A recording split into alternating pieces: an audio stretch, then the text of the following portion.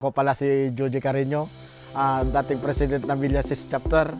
So ngayon is naging regional director na po. Nagsimula ako bilang isang membro noon nung nasa Urdaneta Chapter pa ako. So nung nagkakilala po kami ni Kuya Sam, ang ating founder, is nung pumunta sa bahay.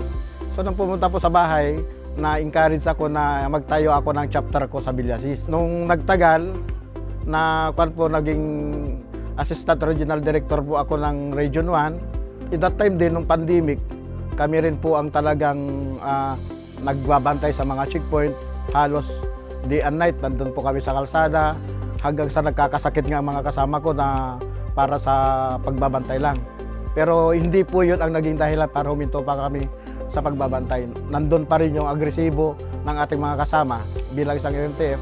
Kasi napakasaya, napakaganda pala na tumutulong ka sa ating mga kababayan. So talagang sinusubukan po namin magkaroon ng pundo para magkaroon po kami ng mga pagkabuhayan program dito sa lalawigan ng Pangasinan.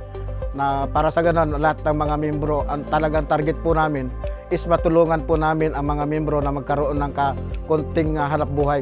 At kahit papano, lagi ko po sinasabi sa aking mga presidente na gawa tayo ng paraan kung paano tayo magkakapundo. So napag-usapan nga namin na mag-sharing kami ng bawat chapter ng konting halaga para makapag-umpisa kami sa bigasan na maibenta.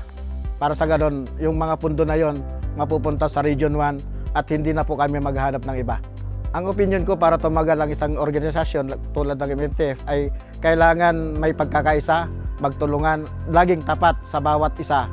Kung walang tiwala, wala pong mangyayari. Kung ang mga MNTF ay di niya isinasa puso bilang isang membro, wala pong mangyayari. So kailangan talaga na gawin mo lahat, ipakita mo na ikaw ay karapat-dapat na maging isang MNTF. Pag meron kaming meeting, meron po kaming sabihin nyo lahat ang mga kailangan sabihin, ipaliwanag kung anong kailangan para sa ganun bigyan natin ng solusyon, bigyan natin ng karapatang lunas upang ang ating samahan ay lalong magiging matatag. Sa mga sa mga gustong sumali at gustong bumahagi bilang kay MNTF, subukan po ninyo dahil dito po sa MNTF napakasaya. Pag naranasan po nyo na sumali dito sa MNTF, sasabihin nyo, naku, ganito pala kasaya, ganito pala kaganda ang samahan. Bakit nyo lang sinabi ngayon? Sana noon pa sinali nyo na ako. Nagpapasalamat ako sa ating founder na si Kuya Samuel Salameron at nagpapasalamat din ako sa aking mga presidente dito sa Region 1 dahil kung hindi sa kanila, hindi ko rin po narating itong position na to dahil sila talaga iniluklok ako dahil alam nila na kung